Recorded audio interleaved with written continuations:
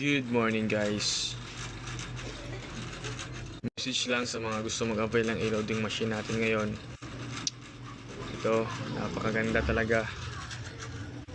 Titingnan natin ha. Punta tayo sa ano yung available. Meron na tayong Maya Cash In. Dito Globe, TM, GSAT Sky, 'di ba? Makikita nyo, 'di ba? Tamang-tama.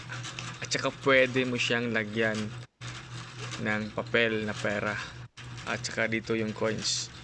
For example, magka-cash in ka, papasok mo dito, sensor to siya, napaka-astig. Kunwari magka-cash in ka,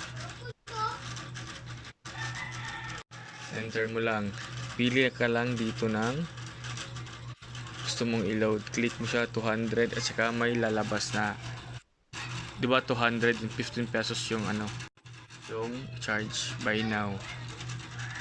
So ganyan lang, di ba?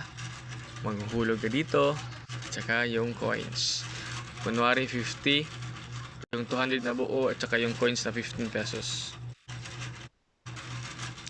Sobrang simple lang, di ba? At saka offline offline i-loading. Basta merong signal yung SIM card mo, pwede na. So, bili kayo.